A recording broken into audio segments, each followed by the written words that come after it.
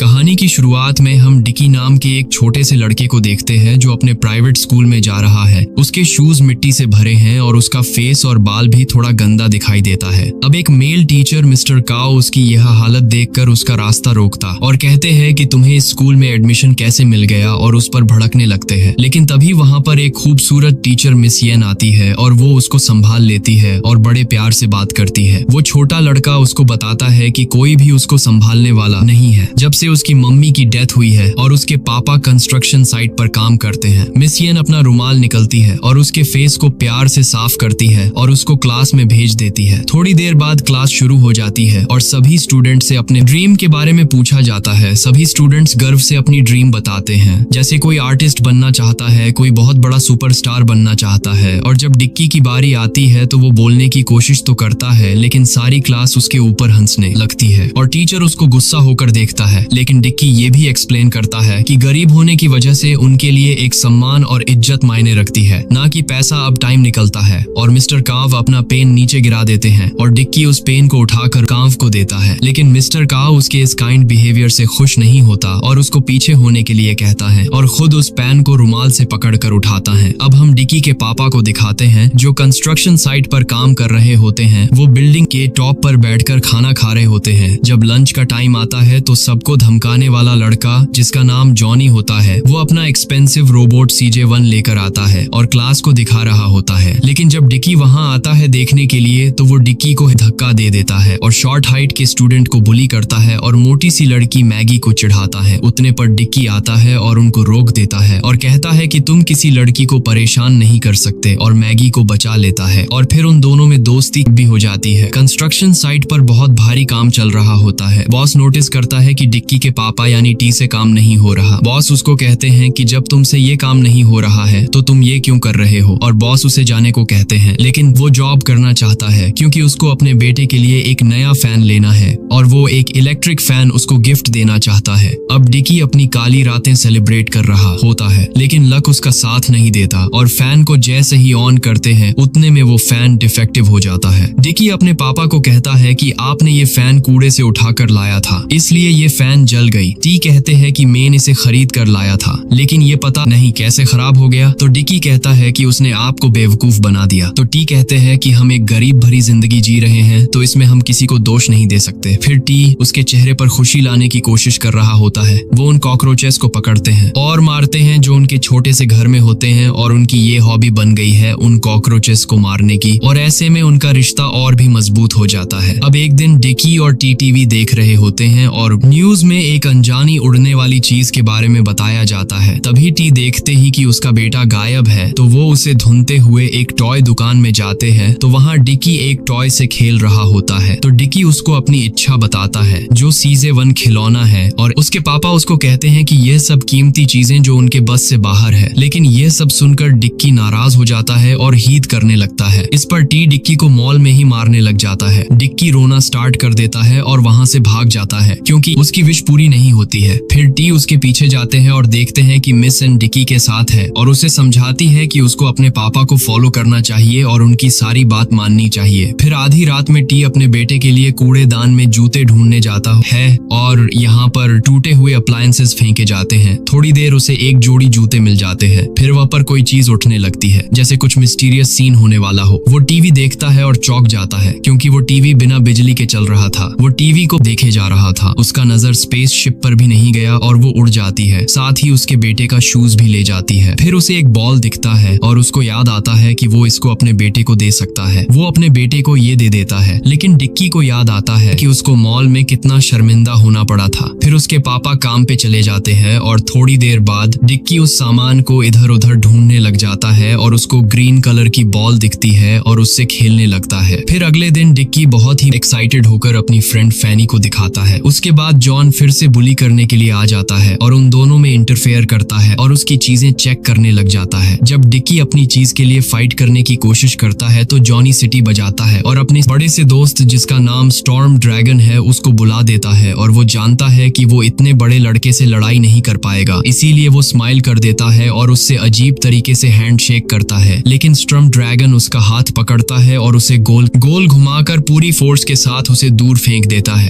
अब डिक्की के पापा उसके चेहरे पर पड़ी चोट के निशान देखते हैं और उसको डांटते हैं। उसकी फटी हुई यूनिफॉर्म देखकर उसको वार्निंग देता है कि अब वो किसी भी लड़ाई में शामिल नहीं होगा। जब उसके पापा उसको लड़ाई के बारे में पूछता है तो डिकी अपने मिस्टीरियस टॉय को दिखाता है और थोड़ी देर बाद टॉय ट्रांसफॉर्म होने लग जाता है और डिक्की को लगता है कि वो भूत है जो रात के अंधेरे में ट्रांसफॉर्म हो रहा है। अब यह देखकर डिक्की रोने और चिल्लाने लग जाता है। इस आवाज से इरिटेट होकर उसके पापा उसको एक अलमारी में बंद कर देते हैं। जब तक वो अपना मुंह बंद नहीं करता, फिर वैसे ही उस बाल से रोशनी आने लगती है और उसके आसपास रोशनी स्टार्ट होने लग जाती है और मैजिकल ट्रांसफॉर्मेशन होने लगता है और एकदम से लाइट पड़ती है और उसको स्पेस के बाहर की दुनिया में ले जाता है। फिर वो देखता है कि बॉल एक क्यूट फेस में ट्रांसफॉर्म हो जाता है। अब टाइम बीतता रहता है और उसके पापा को लगता है कि उसको कैबिनेट से बाहर निकाल देना चाहिए। डिकी उसको प्रॉमिस करता है कि वो साइलेंट हो जाएगा। वो उससे उस क्रिएचर के बारे में पूछता है तो वो बताता है कि जो टैब वो लेकर आया है वो एक क्लीन डॉग है जो दूसरे यूनिवर्स से आया है, जिसका नाम उसने सीजे से रखा है। अब वो दोनों घर के कॉर्नर में गाना लगाकर डांस करते हैं।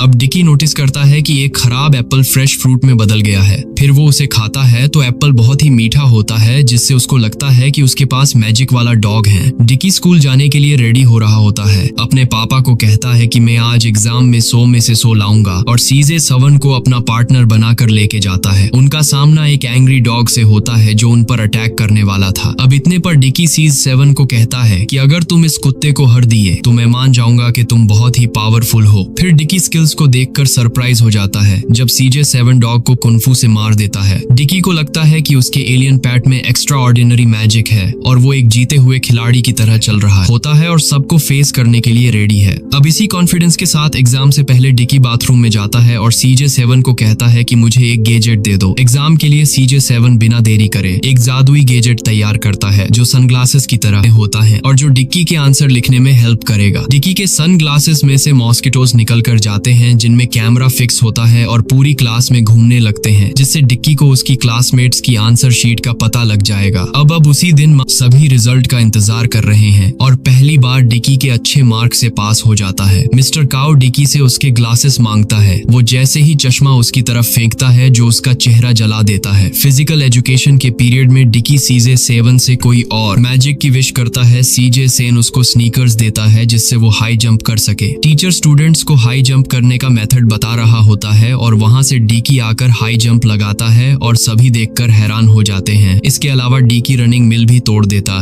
है और स्विमिंग भी बहुत ही तेज कर रहा होता है। और तो और वो अपने टीचर से लड़ाई करता है जबकि सारे उसको पकड़ने की कोशिश करते हैं, लेकिन वो अपनी पावर से सबको हरा देता है। डी अपनी पावर्स को लेकर आसमान में उड़ रहा होता है जो उसे सीजे 7 से मिली थी और कुछ देर बाद उसकी आंख खुलती है। फिर पता चलता है कि ये सब तो एक सपना था। तभी सीजे 7 अपनी आंखें गहरी नींद से खोलता है। जल्दी डिक्की सीजे 7 को देखता है, क्या पता उसकी वो ड्रीम सच हो जाए। अब सपने की तरह ही उसका और सीजे 7 का सामना एक एंग्री डॉग से होता है और सपने से बिल्कुल उल्टा। सीजे 7 कोई भी सुपरनेचुरल पावर नहीं निकाल पाता और डॉग को डिफेंड नहीं कर पाता और उन दोनों को उसकी वजह से चोट और बॉडी में अलग अलग तरह के निशान पड़ जाते हैं और एक हरे आदमी की तरह चल रहा होता है। फिर एग्जाम के लिए डिक्की उससे विश करता है कि कोई सुपरनेचुरल पावर उसको दे दे, लेकिन वो यहाँ भी हार जाता है और उसको कुछ नहीं दे पाता और उसको कोई आंसर की नहीं देता, जिससे उसका टेस्ट भी बेकार चला जाता है और इसी वजह से बेचारा डिक्की फेल भी हो जाता है। वो सीजे 7 को पनिश करता है। अब आगे की क्लास से पहले डिक्की उससे स्नीकर्स मांगता है जैसे उसने ड्रीम में देखा था, लेकिन वहाँ फिर से कुछ नहीं होता और सीजे 7 उस पर बहुत सारी पोटी कर देता है, जिसकी वजह से डिक्की को पूरी क्लास के सामने शर्मिंदा होना पड़ता है। जब घर आने का टाइम आता है तो डिक्की डिसाइड करता है कि एलियन डॉग सीजे 7 को पकड़कर कचरे के डब्बे में डाल देगा।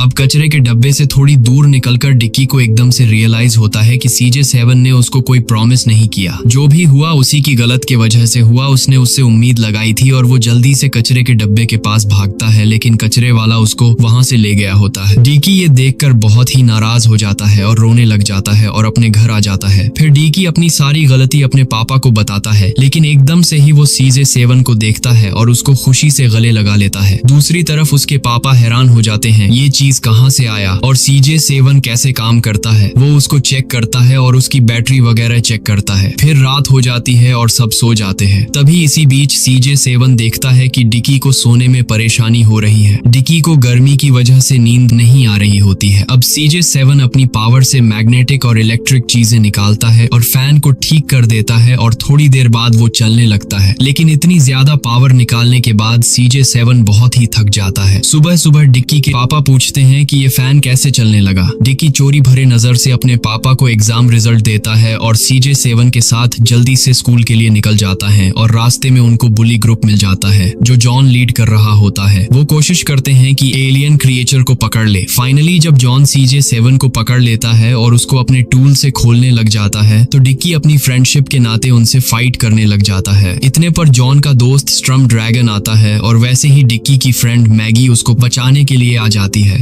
अब वो दोनों बड़े बड़े लोग लड़ना स्टार्ट कर देते हैं, लेकिन लड़की जीत जाती है और डिक्की को देखती है और पूछती है कि क्या तुम ठीक हो। और ये सब मिस्टर काउ देख लेता है और उन सभी को पनिश करते हैं। CJ7 एकदम नजर आता है और अपने दोस्त डिक्की के पास चला जाता है और सभी अब इंटरेस्टेड होने लग जाते हैं। जब वो CJ7 को इंसानों की तरह रिएक्ट करते देखते हैं, जो कुछ भी हुआ होता है उससे एक न्यू बॉन्डिंग और फ्रेंडशिप स्टार्ट हो जाती है। और यहाँ डिक्की के पापा गर्व से अपने सभी साथियों को बता रहा होता है कि उसके बेटे के एग्जाम में अच्छे नंबर आए हैं। हालांकि उसका बॉस इन सब पर विश्वास नहीं करता और कहता है कि डिक्की बस 0 ही ला सकता है। अब ये सुनकर उन दोनों में लड़ाई हो जाती है और उसके पापा को नौकरी से निकाल दिया जाता है। थोड़ी देर बाद उसके पापा रियलाइज करते हैं कि उसको डिक्की से एग्जाम के बारे में पूछ लेना चाहिए। अब अगले दिन डिक्की के पापा उससे पूछते हैं कि एग्जाम कैसा रहा और एक फादर होने के नाते उसको समझाते हैं कि हम गरीब है लेकिन कभी झूठ नहीं बोलते। और थोड़ी देर बाद डिक्की बता देता है कि उसने ग्रेड को चेंज कर लिया था क्योंकि वो अपने पापा को नाराज नहीं करना चाहता था। ये सुनकर उसके पापा बहुत ही गुस्सा होते हैं और उसको पनिशमेंट देते हैं। डिक्की अनजाने में ये बोल देता है कि उसके पापा को उसकी लाइफ से निकाल दो और निराश होकर उसके पापा भी यही कहते हैं कि वो भी यही चाहता है और उसको अकेला छोड़ देता है। लेकिन एक फादर होने के नाते ये उसका फर्ज है कि वो डिक्की की सारी जरूरतें पूरी करे। वो डिक्की के लिए स्कूल में लंच लेकर जाता है और यहाँ वो उस खूबसूरत टीचर मिस यन से मिलता है। मिस यन उसको कहती है कि वो उसके एग्जाम में हेल्प करेगी और जो भी प्रॉब्लम्स आ रही होंगी उसको समझाएगी। वो टीचर का धन्यवाद करता है कि वो उसके बेटे के लिए इतना सोचती है। थोड़ी देर बाद उसके पापा अपने काम पर वापस चले जाते हैं और अपने बॉस से बात करने की कोशिश करते हैं, लेकिन बॉस उसे धक्का से कर अपने केबिन में ले जाते हैं। उसका बॉस उससे माफी मांगता है कि जो कुछ उसने डिक्की के लिए कहा था उसके लिए मुझे माफ कर दो और कहता है कि वो फ्यूचर में जरूर सक्सेसफुल इंसान बनेगा। और फिर उसके पापा अपना काम करना स्टार्ट कर देते हैं। फिर दूसरी तरफ डिक्की अच्छे मार्क्स लाने की कोशिश करता है और 65 से ऊपर मार्क्स भी ले आता है। फिर दूसरी तरफ डिक्की के पापा के साथ एक भयानक घटना होती है जब उसके पापा काम कर रहे होते हैं। ऊपर से गैस का टैंक नीचे आकर गिरता है जिससे उसका पैर रस्सी से लिपट जाता है और उसके पापा जिंदगी और मौत के बीच झूल रहे होते हैं बिना कुछ जाने कि क्या हुआ है। डिक्की को मिस यन हॉस्पिटल ले आती है। फिर हॉस्पिटल अथॉरिटी रो रही होती है। मिस यन ये खबर लेकर डिक्की के पास आती है कि उसके पापा अब नहीं रहे। ये खबर उसको अंदर से तोड़कर रख देती है। वो ये समझ नहीं पाता कि उसकी टीचर उसके पापा की डेथ पर रो रही है। फिर डिक्की अपने टीचर को बाहर निकल देती है और गेट लगा लेता है। फिर दूसरी तरफ CJ7 डिक्की के पापा को अपनी मैग्नेटिक पावर से जिंदा करने की कोशिश करता है और अपना पूरा ताकत लगा देता है। फिर दूसरे दिन जब डिक्की उठता है तो वो अपने पास में खर्राटे की आवाज सुनता है। तो वो जैसे ही मुड़ता है तो वो अपने पापा को देखता है और बहुत ही पछतावे के साथ वो अपने पापा को गले लगा लेता है और उसको कहता है कि वो हमेशा बात मानेगा और कभी परेशान नहीं करेगा। इसी दौरान डिक्की CJ7 को देखता है और किसी को बचाने के लिए वो अपनी सारी पावर्स यूज कर लेता है और इसी वजह से वो अपनी सारी पावर्स खो देता है और CJ7 एक डॉल बन जाता है। फिर डिक्की और उसके पापा कुछ और तरीके आजमाते हैं जिससे CJ7 अपनी पावर्स को वापस पा सके, लेकिन वो ठीक नहीं होता और डिक्की को उम्मीद होती है कि CJ7 फिर से चलने लग जाएगा और उसका रिश्ता फिर से शुरू हो जाएगा। अब क्लास के एंड में स्कूल में एक शांति भरा माहौल रहता है। स्ट्रम ड्रैगन अपनी इच्छाएं मैगी को बताता है, लेकिन मैगी को डिक्की पसंद थी और डिक्की को फैनी अच्छी लगती है और डिक्की के पापा मिस यन की तारीफ करता है। इसी दौरान डिक्की को यह उम्मीद है कि किसी दिन वो फिर से अपने फ्रेंड CJ7 की क्यूट आवाज को सुनेगा। वो देखता है कि आसमान से स्पेसशिप आता है जिसको देखकर CJ का टावर ब्लिंक करती है और वो वापस काम करना शुरू कर देता है और सामने से CJ7 की तरफ एक क्रिएचर आता है। दरअसल मूवी के एंड में बहुत सारे CJ7 की तरह होते हैं जो अपने दोस्तों के लिए अर्थ पर हमला कर देते हैं और यहाँ पर ये मूवी खत्म होती है। तो दोस्तों मुझे उम्मीद है कि आपको ये स्टोरी अच्छी लगी होगी। तो दोस्तों अगर आपको और भी स्टोरी देखनी है तो वीडियो को लाइक और सब्सक्राइब करना ना भूलें। तो मिलते हैं नेक्स्ट वीडियो में, तब तक के लिए बाय।